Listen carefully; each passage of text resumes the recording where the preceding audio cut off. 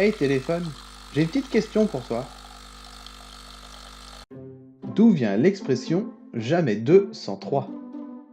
L'expression jamais 203 est utilisée pour signifier une croyance selon laquelle un événement, bon ou mauvais, qui s'est produit deux fois auparavant va nécessairement se reproduire une troisième fois.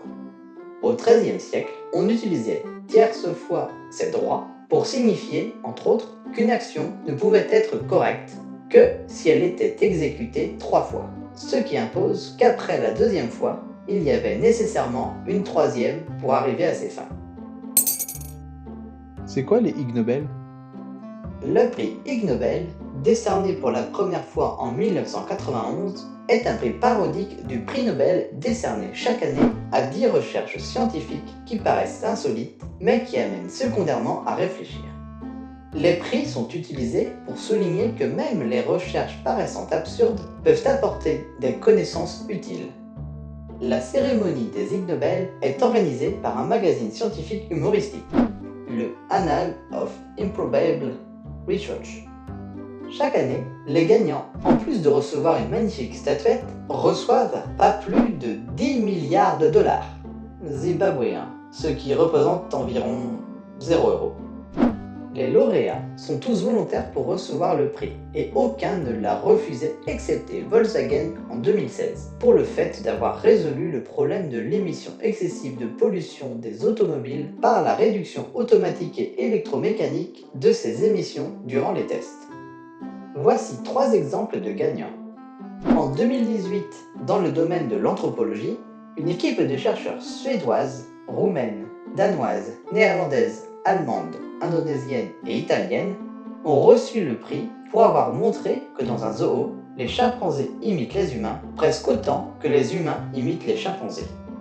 En 2003, dans la catégorie des probabilités, une équipe anglaise a démontré que plus une vache reste couchée, plus la probabilité qu'elle se relève augmente. De plus, ils ont démontré que lorsqu'une vache était debout, il est presque impossible de prédire facilement le moment où elle va se recoucher.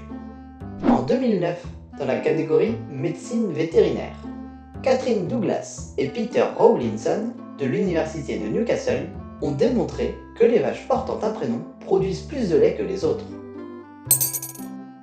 Aujourd'hui c'est mercredi.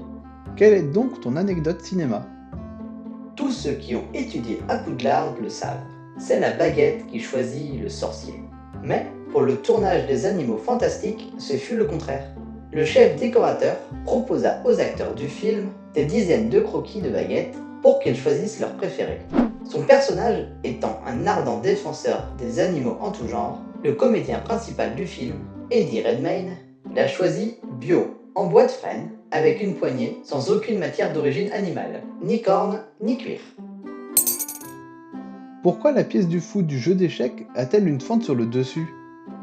L'évolution de la représentation du fou ainsi que sa marche sur l'échiquier a évolué au cours des années.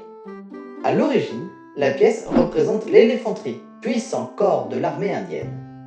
Par la suite, elle quitte le règne animal pour prendre un visage humain sous l'appellation latine alpha. Au XIIIe siècle, elle change encore de nom pour prendre l'équivalence du juge assimilé à l'évêque outre-Manche.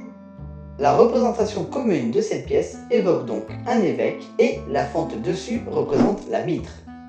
En France, au XIVe siècle, la mode royale fut d'avoir un bouffon à côté du roi, d'où le nom de fou.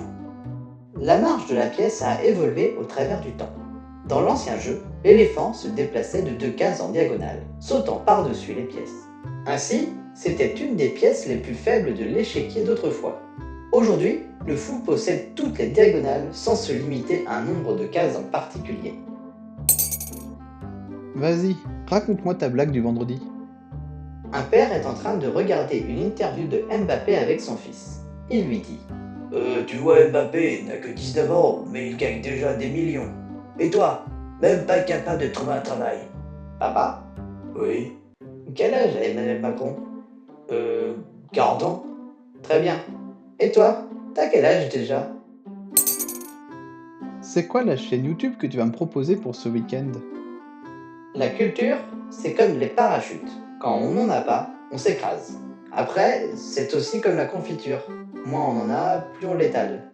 Une balade parsemée d'anecdotes surprenantes, d'histoires toujours vraies, voilà l'intention initiée dans les vidéos de la chaîne Balade Mentale. Merci bien et à la prochaine!